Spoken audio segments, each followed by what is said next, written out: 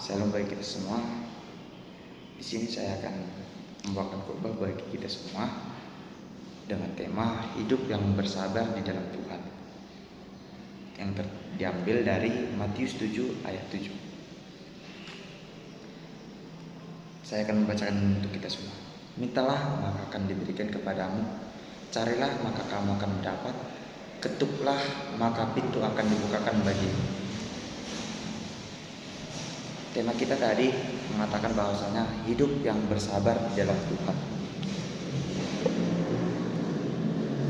Mungkin dari kita tidak seorang pun di dalam dunia ini yang tidak pernah marah ataupun emosi dengan sesamanya. Banyak hal yang membuat kita marah atau emosi terhadap sesama kita atau orang lain. Mulai dari masalah salah paham, perbedaan pendapat, atau apapun itu yang memicu terjadinya sebuah masalah. Tetapi di sini kita tidak mempelajari tentang masalah, tapi kita di sini mempelajari tentang bersabar. Yang dimana kita tahu bahwasanya kesabaran itu adalah suatu hal yang menguntungkan, dan juga tidak sedikit dari antara kita yang ketika amarah kita telah usai, kita menyesali perbuatan kita itu. Jadi di sini kita akan membahas mengapa kita hidup bersabar. Kita harus hidup bersabar di dalam Tuhan. Yang pertama itu karena kesabaran menguntungkan. Yang tertulis dari Amsal 14 ayat 19. Mari kita buka sama-sama. Amsal 14 ayat 29.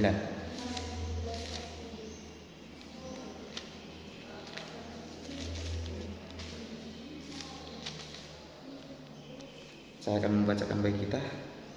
Orang yang sabar besar pengertiannya, tetapi siapa yang cepat marah membesarkan kebodohan. Nah, di sini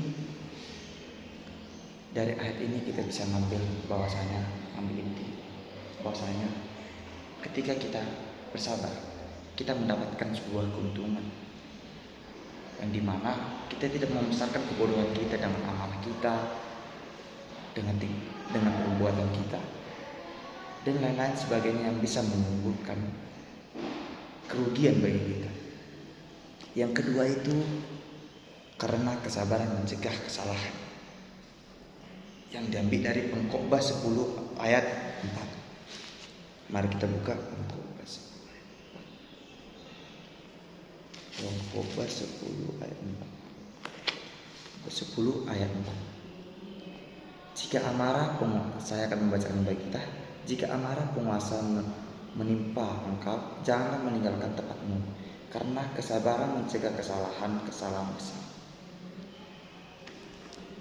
Baik saudara-saudara, di ayat ini mengatakan bahwasanya kesabaran mencegah kesalahan besar. Jadi ini sangat benar sekali saudara, karena yang dimana kita tahu bahwasanya jika kita tidak bersabar, mungkin kita akan mendapatkan hal yang buruk. Bukan mungkin, tapi bisa jadi dan akan bisa terjadi. Oleh karena itu, dengan kesabaran kita menghadapinya, supaya kita bisa mencegah kesalahan-kesalahan yang bisa mengakibatkan kita terjerumus dalam dosa dan lain-lain sebagainya yang membuat kita merasa rugi dengan perbuatan kita itu. Yang ketiga itu yaitu karena kesabaran membawa damai, yang diambil dari Kolose 3 ayat 13. Kolose 3 ayat 13. Kolose 3 ayat 13. Baik, saya akan membacakan untuk kita semua ayatnya yang ke-13. Sabarlah kamu seorang terhadap yang lain, dan ampunlah seorang akan yang lain apabila yang seorang menaruh dendam terhadap yang lain, sama seperti Tuhan telah mengampuni kamu, kamu perbuat jugalah demikian. Nah, jadi di sini saudara-saudara bisa kita lihat di ayat yang terakhir bahwasanya sama seperti Tuhan telah mengampuni kamu, kamu perbuatlah demikian. Dari ayat ini kita bisa menilai bahwasanya ayat ini membawa kita ke dalam kedamaian, membawa kita ke dalam ketentraman, yang dimana jika seseorang membenci kita atau menyimpan dendam kepada kita, tetapi kita tidak menyimpan dendam balik kepada dia,